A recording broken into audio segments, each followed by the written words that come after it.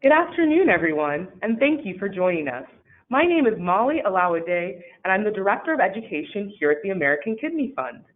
Before I turn the presentation over to today's speaker, I'd like to direct your attention to the control panel you should see on your screens. All participants are on mute, so we won't hear you, but we welcome your questions. If you have a question, please type it into the section of your control panel titled Questions. We'll see your question and we'll do our best to answer them, either by replying to you in the questions box or out loud during the last several minutes of the presentation. For those of you in attendance who are health professionals, we are glad that you've joined us today and hope you'll recommend this webinar to the patients you work with. However, as a friendly reminder, this webinar is not accredited for continuing education credits. If you believe that your accrediting body may offer you credits for attending this webinar, we'll be happy to send you a certificate of attendance after today's session. Simply email us at education@kidneyfund.org. Without further ado, allow me to introduce today's speaker, Chef Linda Blaylock. Linda Blaylock is a chronic kidney disease culinary consultant, professional cook, and caregiver to her husband, who was diagnosed with stage 3 CKD. Her dedication to learning about food, cooking, meal planning, and shopping for people living with kidney disease led her to graduating with honors from the Auguste Escoffier Culinary School of Arts. As the culinary consultant to the American Kidney Fund, she uses her expertise to create and adapt healthy and enjoyable recipes for kidney disease patients. She understands the struggle of adhering to renal diet restrictions and is passionate about showing people that you can still enjoy eating with kidney disease. Currently, Linda teaches community education classes about meal prepping for chronic disease in her hometown of Crystal, Minnesota. As an AKF kidney health coach, she also provides kidney disease prevention education in her community. Thank you, Linda, for joining us. Thank you for having me. Hello, everyone. Thank you for joining today. I want to mention real quick, I have a little bit of a cold, so please forgive any little sniffles or coughs that may happen, so bear with me. We have a lot of information to give to you, so let's get started. A little bit about me. As mentioned, I am a caregiver to my husband with stage 3 kidney disease. When he was diagnosed, the doctor said to prepare for the real possibility of dialysis. Don't eat salt and see a dietitian. That was pretty much it. And I had no real info, no real knowledge on CKD, so I panicked. I thought I was going to lose my husband within a year or two. So I spent days researching CKD, researching foods, recipes, nutrition. We finally met with a dietitian 2 weeks later and received his restriction numbers. So went home, we cleaned out the kitchen, and chose some recipes to try. I headed to the grocery store and I shopped for hours reading all these labels. But I ended up leaving more confused than when I got there. But I was committed, so I cooked that first recipe. We took one bite. I looked at my husband and I said, "I'm sorry." And he said, "It's okay. I just have to get used to it." So after about a week of this same interaction, I decided to start tinkering with the recipes and trying to improve the flavors because I was determined to bring the joy of eating back to my husband. And I knew there just had to be a way to make CKD food taste great. So after doing all that I could do and kind of feeling stuck, I enrolled in culinary school, which really opened things up for me. I continued improving recipes to the point where they were no longer resembling the originals that we started with. And his responses changed to, "Oh, yummy." And if I don't get that response, I keep tinkering. And the best part of all of this is he is no closer to dialysis. In fact, he had enrolled in a doctor-approved medical study, but after his evaluations, they said he was the healthiest kidney disease patient they've ever seen, and he was too healthy for the study. So there is something to be said about following a CKD diet. Next slide. When you have chronic kidney disease, you need to have a kidney-friendly meal plan. Watching what you eat and drink will help you to stay healthier, will protect your kidneys from further damage, prevent other health issues that are caused by certain minerals building up in your body. So talk to your doctor or your dietitian to create a meal plan that is right for you. Next slide. There are many nutrients that are found naturally in the foods that you eat, but moderation is key. Some of you have to limit a few of these. Some of you have to maybe limit all of them. But do not tell yourself that you can't have certain foods, because what happens? You crave them. You want them. So tell yourself you can have food, just in small amounts. So let's briefly look at each of these that are listed here. Next slide. Sodium, as we all know, is added to processed foods. It's also used to preserve fresh and frozen foods. And did you know different types of salt have different amounts of sodium per serving? So 1 teaspoon of kosher salt, which is the coarse grain salt, has about 1,800 milligrams of sodium versus 1 teaspoon of standard table salt, which has about 2,300.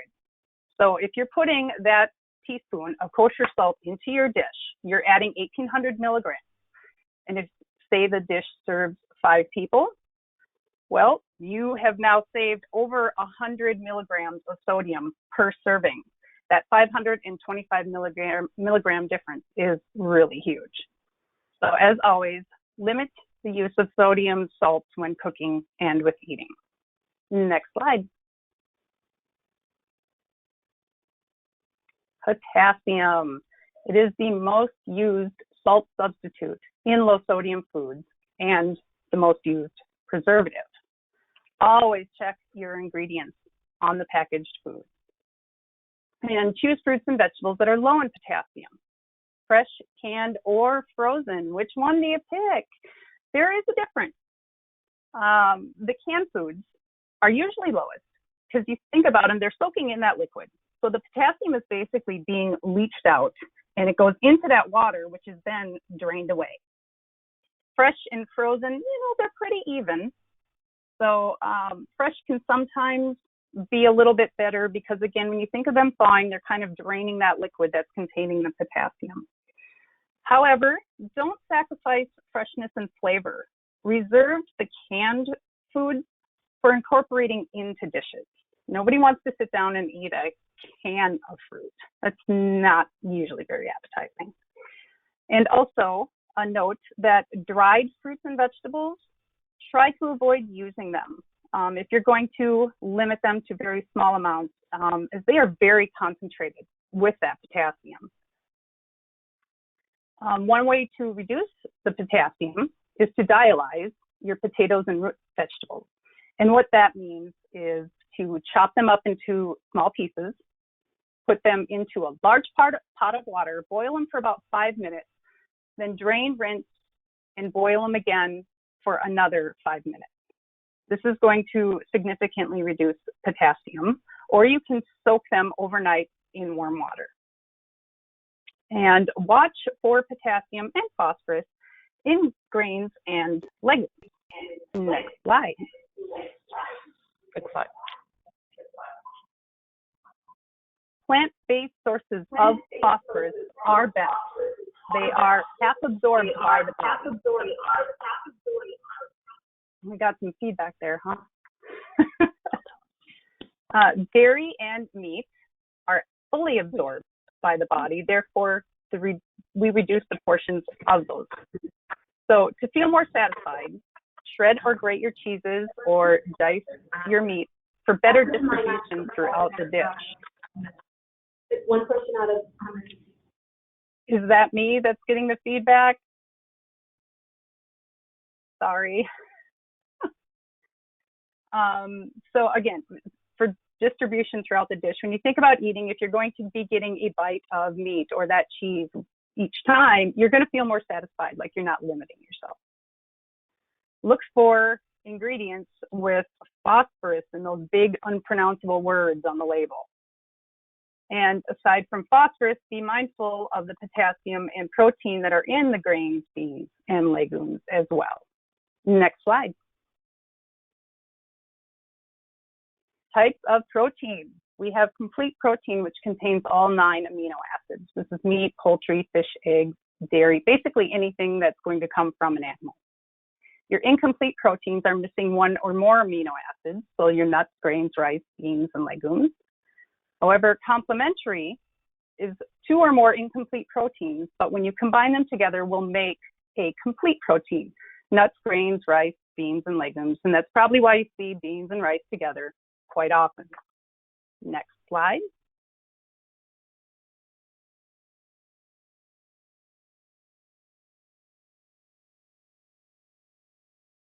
Hello, next slide, please.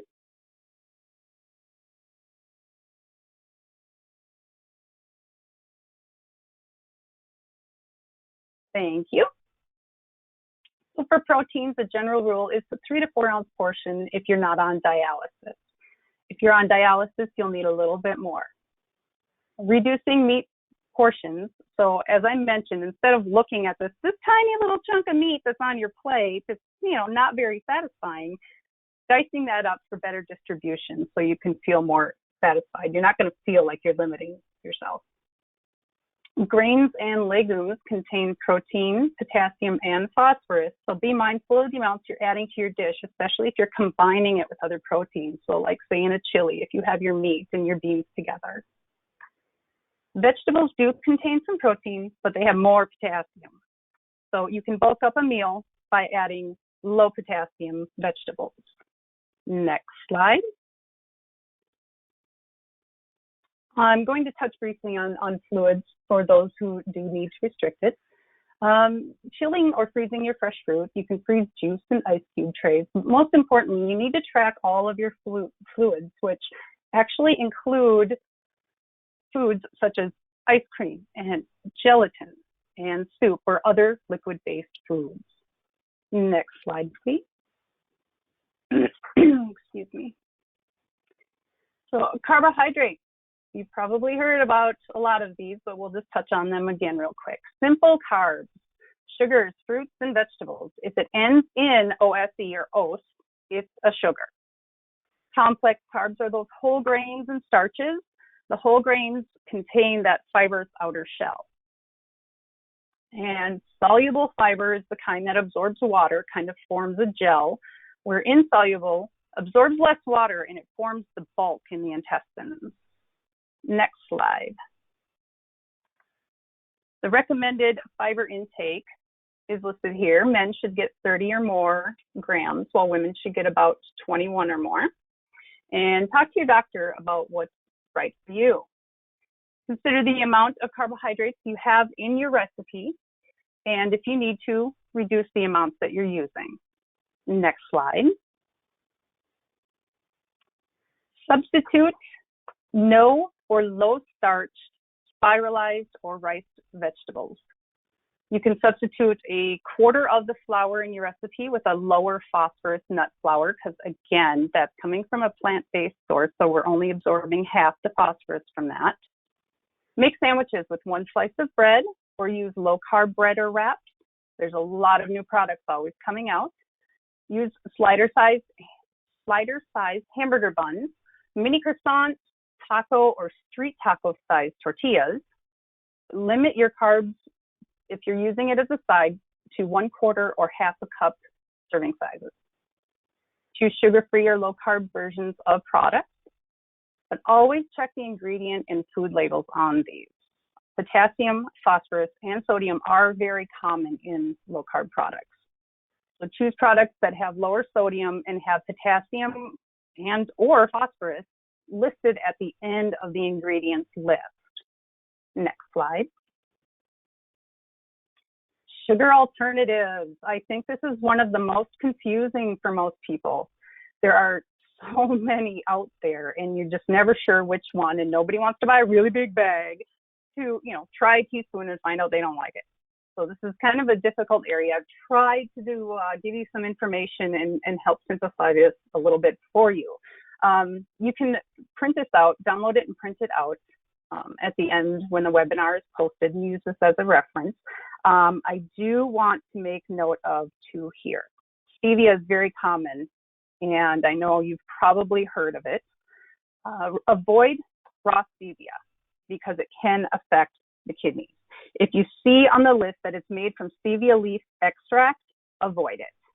If it's made with sugar alcohols, it may be safer to use, but really it's the best to avoid all the stevia-based products. So anything ending in via is going to contain that. And second, xylitol, which although it's a great option with the least aftertaste, it is fatally toxic to dogs. So if you're one of those people who, without thinking, gives your little puppers a taste of what you're eating, you really don't want to be using that. Next slide. And the problems with sugar alternatives, most of them do not withstand high temperatures. So they're not very good for cooking and especially for baking. They are expensive. They can be hard to find. The taste is sometimes less than desirable. And the natural versus artificial is always a big debate. And you want to limit the consumption and count half of the grams of the sugar, alcohol, carbohydrates listed because half of those will be digested. Next slide. So I've got a list here that you can use for reference. Again, when you want to download, you can print this out. And it just lists the non-starchy vegetable options. If you want to take this with you to the grocery store, you can kind of look it over and get an idea of some vegetables you could either substitute or you could choose. And asterisks are the high potassium ones. So you know that if you choose them, you're going to be using small amounts. Next slide. And so same thing here, but this is the starchy vegetables. I've also included some grains and some beans because obviously they're starchy. And again, if they're asterisk, they have a high potassium or possibly sodium if they're canned. So keep those in mind. And again, this is another reference for you to have. Next slide. Fats. We have saturated fats, which are solid at room temperature, and they're basically any product that comes from an animal. Trans fats are manufactured. They're treated with hydrogen so they can change what was a liquid into a solid. So think like solid shortening or margarine. And basically, you want to try to avoid these. The only time I ever really use them is when I'm doing pie crust and I'm using that shortening. Monounsaturated, they are liquid at room temperature and heart healthy. So olive oils, canola oils, nut and seed oils, avocado. Polyunsaturated are also liquid at room temperature and heart healthy. So vegetable oils like corn and soybean, nut and seed oils like sunflower and fish oil. Next slide. All right, so saturated fat. This is an easy way. I hope you can remember it, putting it this way. They raise the LDL. L, lousy. Think lousy. They raise the lousy cholesterol and raise the helpful cholesterol. Saturated fats are kind of neutral because since they raise both of them, they tend to kind of cancel each other out. So this is, again, things like butter that would come, any animal product. Trans fats, they will raise the lousy cholesterol, so we try to avoid them.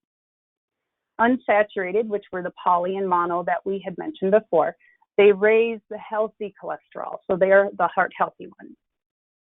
Try to use natural products such as butter and heavy cream, avoiding, the shortening or the trans fats that were manufactured. And avoid using products like the margarine, since they have to add chemicals and they have to add the additives and the flavorings or colorings. Unnatural products are they're unhealthy, and all those chemicals and all those additives can really affect the flavor and the textures of your food. And kind of a side note that if you are purchasing any of those oils that maybe have like garlic added to them or flavors or ingredients or such, make sure to refrigerate those. And also refrigerate your perishable oils that can go bad kind of quickly, like avocado, safflower, or sesame. Next slide.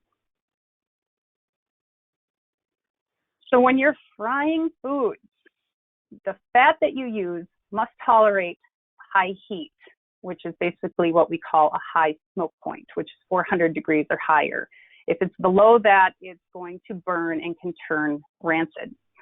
So here's just kind of a list for you that you can reference after the webinar, and keep that on hand for the next time you're frying. Next slide.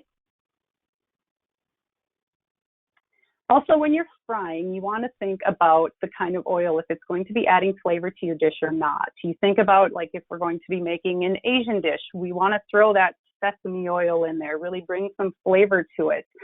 But you're really not going to want to use sesame oil if you're saying making Alfredo. Doesn't really mix. So with that, you're going to want to use more of a neutral flavored oil. So again, this is a sheet you can reference that can help you to choose the right product. Next slide. Shopping. And here's where I hope I can clarify things a little bit for you. You will become familiar with many name brand products that are acceptable for CKD, and you will purchase them often. However, check the store brands, because there are a lot of them that are often better than the name brand products, plus they're cheaper. Check your imported or international section. This section contains a wealth of products that have much lower sodium and fewer preservatives. They might be a little bit more expensive, but you're going to be able to incorporate more into your dish. And many times they carry items that American products really don't offer, such as olives or capers or pesto. Check your organic and health food section of the store. Many products exist there with much lower sodium, fewer preservatives. Examples are grated Parmesan cheese and lower sodium broth powders. Check your health or ethnic food stores. They will carry a lot of hard to find items, such as spices and condiments. And sometimes they even have much lower sodium in some of those condiments. Worth looking into. Co-ops, which I think everybody's brain goes straight to organic.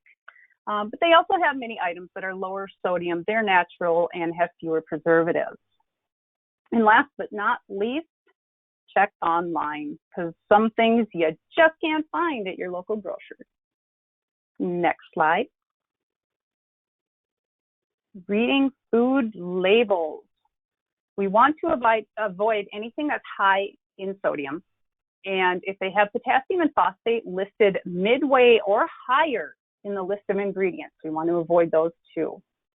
A better option is low sodium with potassium or phosphate listed at the end of the listing of ingredients, especially where it usually will say like less than 2% of, even better if it's in underneath there. Your best option, of course, will be lower sodium and does not have potassium or phosphates added. But also know that there are hidden or not listed ingredients. Meats commonly do not state their preservatives, or they will list retained water solution, which basically means it's made up of usually potassium, but many times there's also phosphorus and sodium. Store-made bakery items are usually high in sodium, and they often use potassium and phosphate for preservatives and stabilizers. You can ask the department heads, again, referring to the meats, you can ask that department heads in the meat department about checking the box, see what information they have for nutrition and preservatives. You can ask the bakery section, what's your nutritional information on this? I've found that with bakery, they don't usually have that item. So plan that maybe, you're going to consume this knowing that it's probably higher in these nutrients. So plan the rest of your day accordingly, or simply avoid it altogether. Next slide.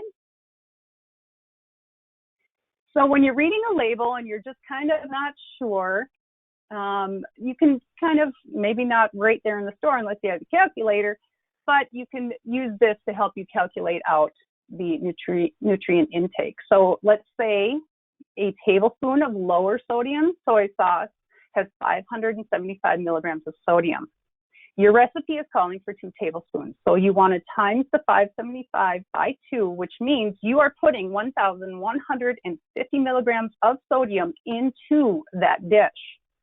If that dish is serving 6 people, you can divide that to find that each person is going to receive 191.67 milligrams of sodium. So this would be considered a medium sodium level meal. And so you can plan your day accordingly from there. Next slide.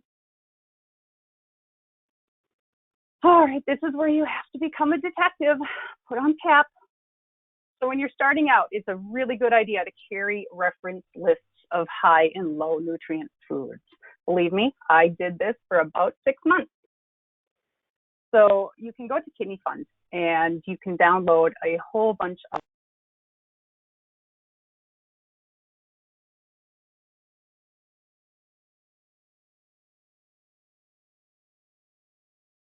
identify your local grocers, and this can include like ethnic stores and co-ops as well. Note the acceptable products that they have and make sure to note which store you're finding them at. If you need to, take a photo of these pictures, of these products as well. Plan your trips accordingly. So if there's a store that you really don't frequent very often, when you go, stock up on those ingredients so you won't have to go quite as often. Next slide. And again, another reference sheet. This is something, if you choose to, you can carry with you in the grocery store, just kind of reminding you of the nutrients that are in all of these different categories of food. Next slide. Proper food storage. We don't want to have to throw anything away. We don't want anything going bad. So here's a few tips for you. When you're storing your food, label and date your leftovers and any open products. You'll know without having to open the container what it is, and you'll know how long it's been in there. Freeze or refrigerate them. And obviously you're going to need baggies or Tupperware, a dry erase marker or a permanent marker, and freezer tape. And proper technique for thawing, which I've found a lot of people don't know. You need to thaw this by running them under cold water. Now, I don't like to waste that much water, so I will put mine in a sink of cold water, and if the water starts to get a little warm, I'll change it out. Or keep it sealed in the fridge. Cold temperatures will inhibit bacteria growth, and sealed containers will help prevent any contamination from leaks. Next slide. Tools and gadgets. Here's some great ideas for tools you may need in the CKD kitchen. The calculator will come in handy when you're reducing or doubling a recipe, or when you need to divide a dough into several equal portions. A digital thermometer to make sure your food is cooked to the right temperature. A food scale with both ounces and grams. So when you're portioning meats or you're weighing ingredients for baked goods, it allows for a more accurate portion. I'm saying to include grams just because there's so many more recipes coming out using grams than ounces. It's more accurate. Extra measuring cups for liquids. Because liquids measure differently than solids, you'll want to have these on hand. Think of the big glass measuring cups that you see. Extra measuring spoons and cups for solids. And fine mesh strainers, small and large, or cheesecloth. A small strainer is really great when you want to sift a small amount, or like sifting the powdered sugar over a dessert. Larger sizes are great when you need to strain tiny pastas or sauces with small herbs that you want to filter out. And I use cheesecloth on occasion when I'm making dishes that require the moisture to be squeezed out, such as cucumbers and spinach. Excuse me.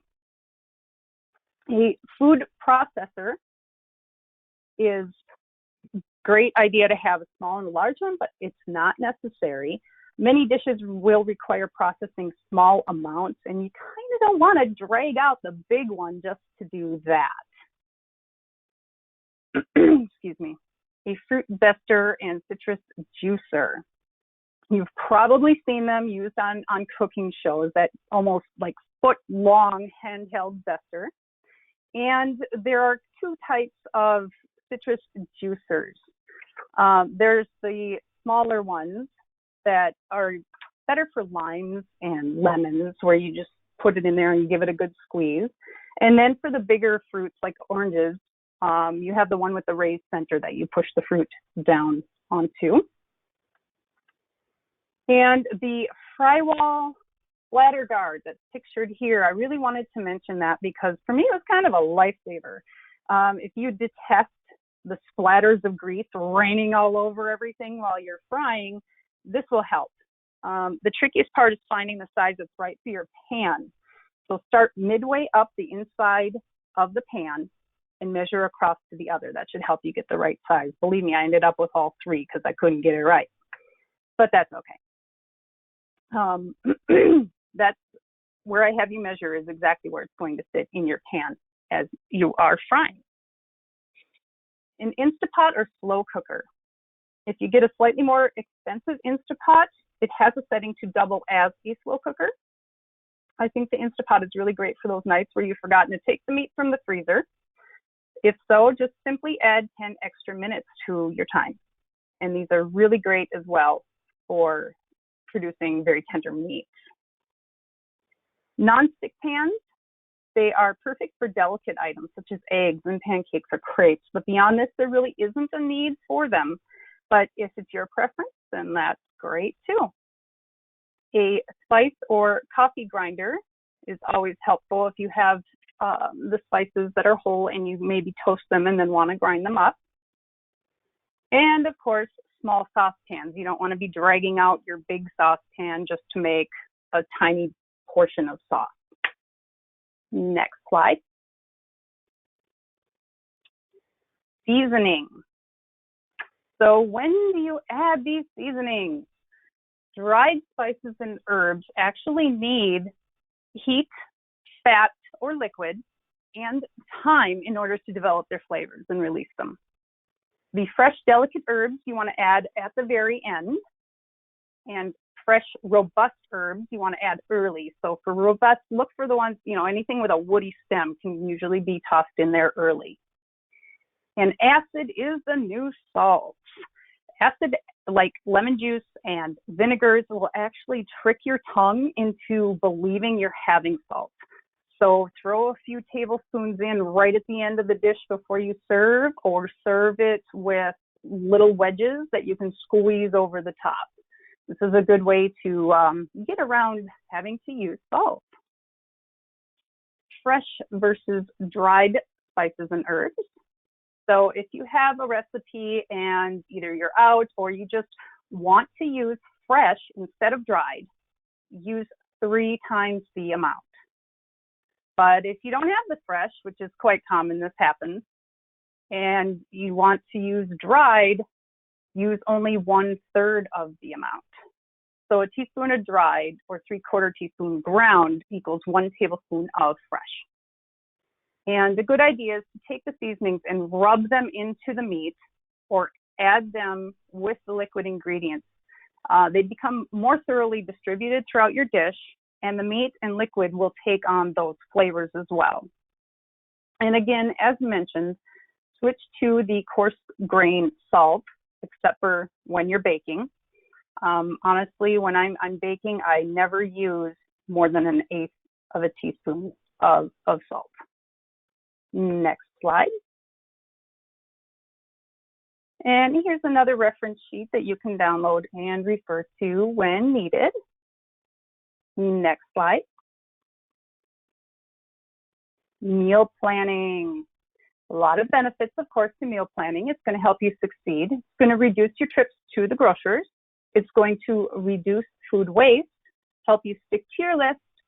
And a good idea is you can make more, so you're cooking less. Maybe double your dinner recipe so you can freeze some so you don't have to cook on another day.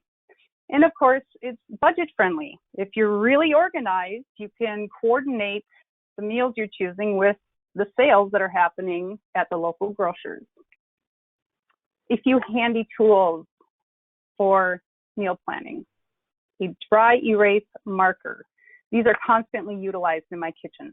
You can write directly on your container lid and it will wash off. I purchased the markers with the little magnets on them so that way I can just keep them stuck right to my fridge. Dry erase whiteboard, highly recommend this. Again, with magnets, you have it on your fridge, so anytime you run out of an ingredient, just list it on there right away. That way, it's always up to date, shortens the time you take to make your grocery list. You don't have to go hunt through everything. Pen and notepads should be nearby. I keep mine on the side of the fridge, again, in a magnetic holder. Whenever I need to make a note about a recipe, I have it handy, or maybe if I need to calculate something out. And again, the food scale, the calculator, and storage containers are mentioned because of their importance. Next slide. So how do I plan? Well, first, you want to take note of ingredients that you need to use up, and then plan recipes that will use those during the week. So if you have some leftover tomato paste, choose a recipe or two that's going to use it. Choose recipes with similar ingredients. So if you're going to be buying a pound of beef, have two different recipes so they're each utilizing half a pound so there's no leftover. If you have a recipe that's going to call for a quarter cup of fennel bulbs, find another recipe that week that's going to also use it. And then print out these recipes or write them down, the ones that you plan to have during the week. And this is going to help you kind of put everything all into place. Next slide. So decide what you're going to have each day, your breakfast, your lunch, dinners, and snacks. Then choose your dinner or whichever is your biggest meal of the day. Start with that one and note the nutrient content. Then go through the day, choosing your remaining meals for that day so that it falls within your required limits. And then add those up to confirm. So if your phosphorus is 900 per day and you choose a dinner that's 300, that means you now have 600 milligrams left for your remaining meals and snacks. So you choose your lunch, say it's 250 milligrams. You now have 350 left for breakfast and snacks. And again, make extra, double your batch. You can always then use that for lunch the very next day or freeze it for on those days you can't cook. Next slide. So to kind of, for those of you who are visual, I've put together the little graph here, the chart that shows you kind of step by step how to do it. So you can, again, download and print this out for reference to help you kind of walk through that process. Next slide. So I'm going to give you some guides and tips for adapting recipes. So with meat, you generally want for a 4-serving dish to use 1/2 to 3/4 of a pound. For 6, you want to do 1 to 1.5 pounds. And this will depend on the other proteins and phosphorus ingredients in the dish. So say you're making a chili that you're going to have beans and meat together, use the lower portion of the meat and then add in about 1/4 cup of beans for 4 servings or 3/4 to 1 for 6. For vegetables, for 4 servings, you want to use 1/2 cup each, and that's up to 3 different vegetables. If you're going to be using more than 3, reduce them to 1/4 cup each. And again, here the numbers for the 6 serving, you want 3/4 cup. More than that, you want to reduce to 1/2. Your fruits, if you're serving it as a side with your meal, limit it to 1/4 cup. If you're going to have it as a snack, limit it to 1/2 cup. If you're going to be incorporating fruits into a meal, there are some dishes out there that actually do have fruit in them. Limit them to 1/4 cup chopped.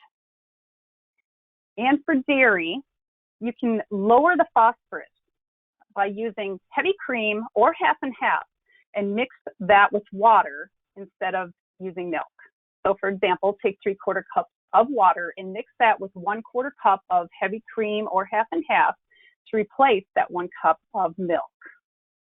And a little hint that with recipes, when you're reading through them, and when they call for milk, they're generally talking about whole milk unless they state otherwise. And lower phosphorus dairy options, cream cheese, butter, any fresh and soft cheeses. And surprise, a 1 ounce slice of sharp cheddar is acceptable. Just try to find the lowest sodium one. Next slide. So for nuts, we generally want to use about a tablespoon per person and chop them up so you get the best distribution and texture. And beans and legumes, you want to do about a half a cup for 4 servings, 3/4 to 1 cup for 6. However, if you're doing a dish that's not requiring any meat in it, you may use up to 2 cups, depending on the number of servings, other proteins or phosphorus in the dish. Ground spices actually contain a lot of potassium and phosphorus. So if you're adding them, stick to smaller amounts like 1 to 2 teaspoons. Think of them as kind of a more concentrated source of potassium. Fresh herbs do contain potassium, but you can use more of them than the dried or the ground because the potassium is not as concentrated. Anything dried is a concentrated source. Fats will depend on your needs and preferences. Use healthy fats often, but don't sacrifice flavor. Avoid low-fat and non-fat dairy whenever possible. The carbs, sugar, sodium, and chemicals are added to replace that fat. Next slide. Bulk up a meal with lower potassium vegetables. You could use rice, pasta, couscous, orzo, or lower phosphorus beans. I pretty much default to garbanzo beans, which are chickpeas. Include a 1/4 cup side of fruit with your meal. If you're using nuts or seed, including those seed spices, caraway seed or cumin seed, you can toast them in a dry skillet over a low heat for about 1 minute. That will add a little bit of a nutty, toasty flavor to it. And then again, if you wish, you can grind those up. Dice, mince, shred, chop, puree. We want to get that distribution so that you're not feeling like you're limiting your portions and your ingredients. Dual cooking methods will help to increase flavor. You can roast your veggies before putting them into a meal or sear that meat before you're dicing it and adding it into a dish. Simmer foods on low. It'll help to create more flavors. Add ingredients in layers. So start with your ingredients that are going to take longer to cook. Have them going for a while, then add some more in there that don't take quite as long to cook, and you're adding these things in layers, but that long, slow cooking process is really blending everything together and giving it a nice flavor. And sweat your aromatics, like your onions, your celery, your carrots, and peppers. Do that at the start. That's usually they have you cook those onions in that fat right away in recipes. You're sweating your aromatics, so you're getting that onion to release its juices, which is going to be adding some more flavor into the dish. Next slide. Bloom your mild seasonings, like I was talking about, your cumin seed, caraway, celery, etc. in fat. Fat will carry flavor. Do not bloom pungent or powdered. Powdered will burn, and if you try blooming pungent, your whole dish is just going to be overwhelmed with that flavor. Add your powdered seasonings with a carrier, your fat or liquids. You can rub it into your meats or toss it with your veggies. Dried or ground seasonings need a minimum of 20 minutes to release their flavor, so make sure they're cooking long enough. Cut your meat against the grain. That way we're getting the most tender bite by breaking up all those fibrous bits. Higher fat and dairy means less phosphorus. And choose cheaper cuts of meat for braised or stewed dishes. The long cooking times will tenderize the meat, and you're going to save money. Next slide. Another reference for you to carry on substitutions. If there's something you don't like, you're out of, the store's out of, whatever it may be, reference this for some options for substitutions. And again, the asterisks are high in specific nutrients, so use sparingly. Next slide.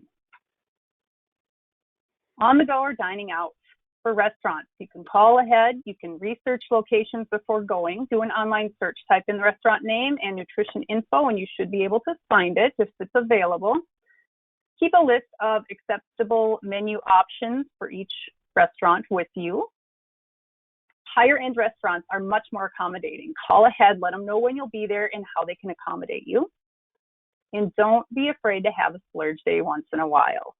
Just be mindful, and if it's a more high sodium meal, have a little less sodium in your other meals. Social gatherings, you can bring a kidney-friendly dish to share so you have something to eat. Eat before you go, bring snacks. Know your safe foods. Bring a cheat sheet if you need to in the beginning. And have small portions and talk to the cook. Find out what it is that's in there and how much. For holidays, post.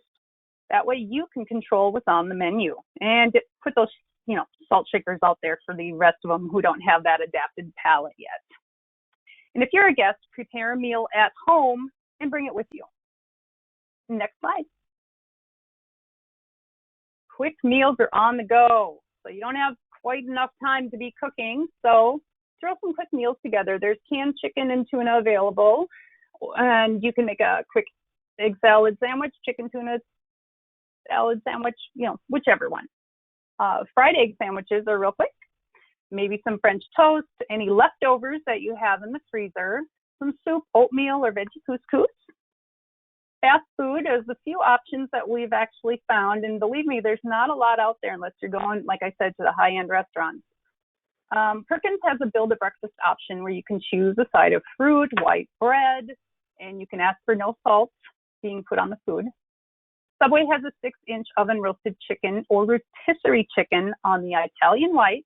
You can get herbs and oil or vinegar on top, and then just be mindful of how much veggies you're putting on there. They also have new slider size options that are available, much smaller. And Noodles & Company actually has small buttered noodles with marinated steak. And they do have options to remove those seasonings or sauces if you want to. And again, these are higher sodium options, so make sure to plan the remainder of your day accordingly. Next slide. So I hope we've shown that you still can have great tasting food with CKD. American Kidney Fund's KidneyKitchen, we're pioneering the way to bring you the best tasting recipes along with thorough directions so these things will be easy for you to make. So give them a visit and check for recipes, information, nutrient recommendations, cooking tips, videos, food guides, nutrient trackers, shopping lists, guides for dining out, and a whole lot more. Next slide. So, what kind of questions do you have for me? All right. Well, thank you, Linda, for a great webinar. At this time, we are asking people to submit their questions, but we've already gotten a few during the webinar, so I'll read the first one. Okay. Let's see. Do you have any advice for low or no salt CKD diet? As I had mentioned, acid is a great replacement to trick the tongue and your taste buds into thinking you're using salt. As I mentioned, add it at the end of cooking or serve, with wedges for squeezing over top. The best thing is read those labels. Look for the no salt added, unsalted, or if you have to, the lower sodium products. Those are your best bets. And of course, when you're dealing with canned foods, make sure you are rinsing them before you're using them. Great advice. So do you have any tips for folks who are vegan and vegetarian and also want to maintain a CKD diet? Vegan and vegetarian work just fine with CKD. Instead of using the meats, you're going to be using maybe replacement, like meat alternatives. You're going to be using more beans or grains. And again, this is just coming down to checking your labels. I know some of the meat alternatives do have some preservatives in them, or maybe are high sodium. Find your best options to work with. And again, that's the same with any vegan products. So just incorporating those, swap out meats and use those items that you'd like to use instead. Good advice.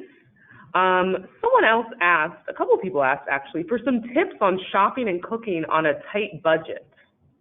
Yes, that's one thing we found was when we started with CKD is our expense actually went down. And I think a large part of that is where before we were purchasing, a pound of meat to make chili. Well, we're now using that pound of meat to make 2 different meals. So you're actually buying less, but making more dishes from them. And again, you can always use less expensive items. Checking store brands, you can use more fresh, or you could use frozen. Just see what the options are for you. And if you're really good, coordinate with them sales that are happening. Now that's a great piece of advice. So someone else asked, I have CKD and I have limited energy. So what are some foods that are quick and easy or that can be cooked while seated? If you're going to, if it's kind of hard for you to be standing at the stove, I would utilize a lot of the slow cooker or Instapot type recipes, the ones where you're really not doing a lot of preparation, maybe braising, stewing, baking or roasting, doing those kinds where you're not necessarily on your feet quite as much. And as far as the energy, it's hard to say what food specifically can give each person energy, since everybody is different and foods can affect each person differently. I really would say check with your doctor or dietitian for that part. Well said. All right, so some other folks asked, do you have any advice on dining out while staying on a CKD diet? Yes, and I feel that we kind of just talked about that.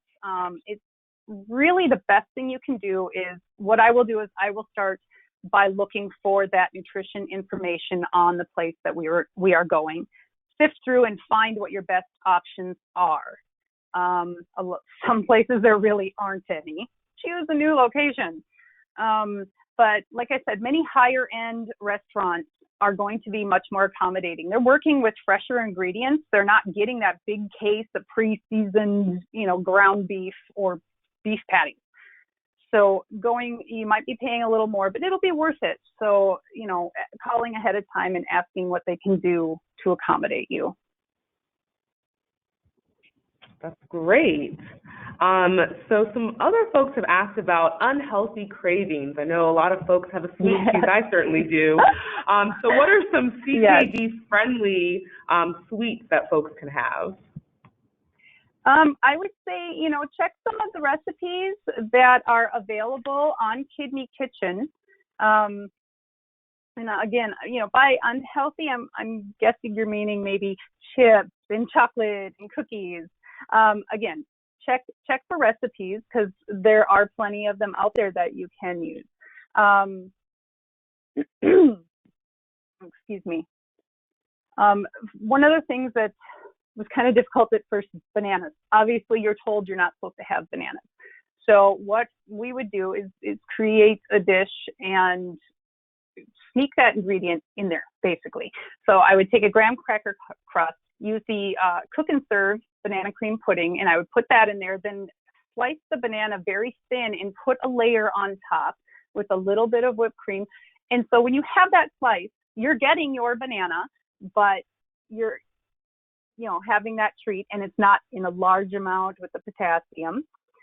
Another thing I would recommend is when you're looking at chocolate, read the package and make sure that cocoa butter is listed as one of your first 3 ingredients. The cocoa butter is the fat. So again, more fat, less phosphorus. So choosing one of those, use a recipe that's utilizing cocoa powder instead. And as far as chips, there are some low sodium options that are out there now that you could have a serving of. You can also use, chips to crumble up and put on top of a dish as well. There's little ways to get around that and to work with those cravings. Those are some great tips. Someone else asked, how can I add more fresh fruits and vegetables into my renal diet? Fresh fruits and vegetables, they can be great as snacks, about a half a cup each. You can always have a quarter cup side of fresh fruit with your meals. One good way is by grating them or shaving them, again, chopping them. This is going to reduce the amount you're using, but it's going to make you feel as though you're getting plenty of them. So instead of having, these big slices of carrots in a salad or something, you can shave it so it's a thinner, smaller, actually reduced amount, but you're seeing so many of them and you're getting them in every bite, you feel like you're having enough of them. For higher potassium veggies, like say green leafies, tear them up, measure out a quarter to a half a cup. If you're going to be adding other vegetables, try and limit it more to a quarter cup. But again, when it's all nice and torn up like that, it looks like you have a little bit more. Also, got distracted there for a second. So yeah, just doing those kind of things to incorporate them in and just be mindful of the potassium amount. Wonderful. So I know you talked about this a little bit earlier, but somebody asked, could you go over again how to determine the serving size of a food? You mean like the soy sauce portion? Yeah, or really how Okay. to find it on a label. Okay, well, when you're looking at the label and you look at the serving size, so like the soy sauce, and it says the serving is 1 tablespoon, so look down and find how much sodium that 1 tablespoon is. So that was 575 milligrams. So you have the soy sauce and the recipe says 2 tablespoons. You want to take that 575 that's in 1, times it by 2 because that's how much you're using. So you end up with, oh goodness, what was it, 1,000 something milligrams? I don't remember right offhand. But when you get that number, that is the number. That's the sodium you're putting into that dish. So that entire dish is going to have that sodium in it. So then take the number of servings. So if it's 5 servings, take that total sodium and divide it by 5. So now you know how much sodium is going to be in each serving per person. Does that make sense? That's perfect. Okay. It'll be on the slide. You can, when you download it, you can reference it. Perfect. So going off that question about fresh vegetables and fruits, what's your advice on using canned or frozen fruits and vegetables? It really depends on what you're making. Again, I would use the canned for incorporating into dishes. Because like I said, nobody's going to sit down, open up a can of, canned mushrooms and eat them. So you want to use the fresh ingredients when you're going to be eating them, like say raw, or if you're going to be eating them steamed or roasted. Think of canned foods as almost being partially cooked just because of their texture being so soft, and put that into a dish that you're going to be cooking. Reserve the fresh and stuff for the other times when you can't have them be quite so soft. It just doesn't work as well. Wonderful. And we have one last question this afternoon, and this should be an easy question to answer. And that question is, where can I find CKD-friendly recipes? Oh, goodness, where, oh, where? Check KidneyKitchen. We are constantly improving and updating all of our recipes. So, they're easy for you to make and they're great tasting. So check it out. Great. Well, that concludes today's webinar. This webinar was recorded and will be made available for viewing on our website, KidneyFund.org/webinars, within the next 1 to 2 weeks. We will have another webinar next month. Visit KidneyFund.org/webinars for more information and to register. When the webinar closes, please do not close your browser window. You may see a pop-up saying that the webinar has ended. please close that pop-up and proceed to the webinar evaluation survey. Your honest feedback will help us make our webinar program the best it can be. Thank you for joining, and we hope to see you again.